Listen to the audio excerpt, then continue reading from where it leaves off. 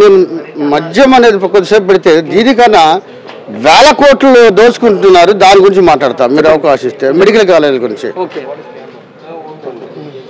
ఈ రాష్ట్రంలో 2019-2024 జగన్మోహన్ రెడ్డి గారు పరిపాలించినప్పుడు 17 మెడికల్ కాలేజీలకి అంకురార్పణ జరిగింది.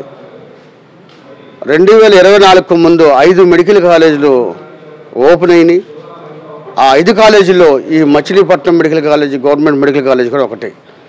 అవి కాకుండా ఇంకొక 2 మెడికల్ కాలేజీలు ప్రారంభోత్సవ దశలో ఉన్న టైంలో election commission of India election code రావటం వల్ల 2024లో ఆ 2 చేయలేకపోయారు.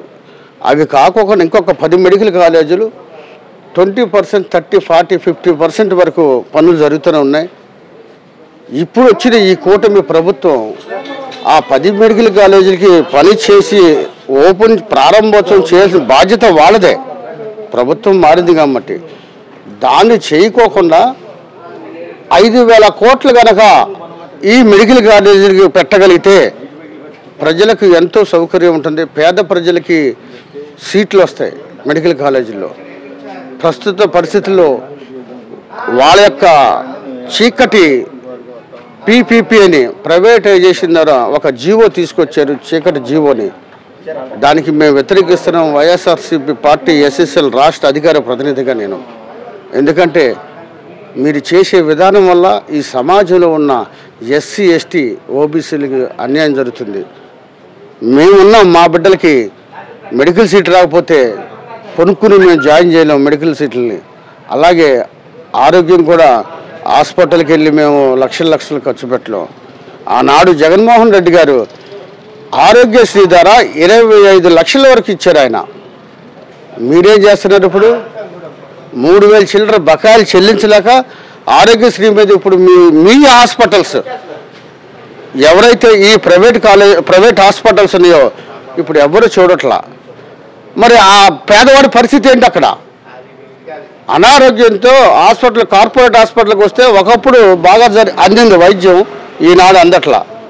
మరి అతను ఏమో మళ్ళా ఆరోగ్యశ్రీ మీ దగ్గర మేమంతా బతికేది హెల్త్ కండిషన్ బాగున్నప్పుడు ఆ పేషెంట్ చనిపోతాడు.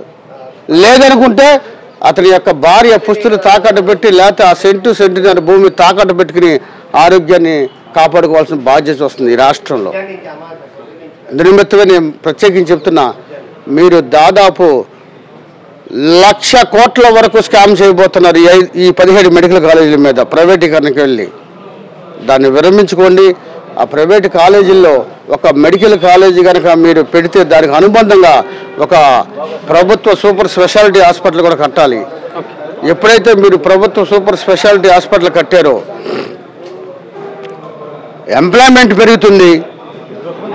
రిజర్వేషన్ ద్వారా ఎంతోమంది మా బిడ్డలు ఉద్యోగస్తులు అవుతారు, ఆర్థికంగా స్థిరపడతారు. మీ యొక్క ఉద్దేశం ఈ రాష్ట్రంలో ఉన్న దళితులు బాగుపడకూడదు, ఆర్థికంగా చితికిపోవాలన్న ఉద్దేశంతో మీరు ప్రైవేటీకరణ చేసి మీ యొక్క కోటరీకి సంబంధించినటువంటి 10 మందో, 20 మందో, 50 మందో, 100 మందో మీ బినామీలు మీ బినామీలకే కట్టబెడుతున్నారు ఇక్కడ. దయచేసి అది మానుకొని పేదలకు ఉపయోగపడే విధంగా జగన్మోహన్ రెడ్డి గారు ఏదైతే తీసుకుంటున్నారో ఈ యొక్క ఉద్యమాన్ని పీపీ పద్ధతిని ఆపడానికి మా శాయశక్తిలో మేము ప్రయత్నిస్తాం. వైసీపీ మాత్రం ఎట్టి పరిస్థితులు ఆగదని ఈ సందర్భంగా తెలియపరుచుకుంటున్నాం.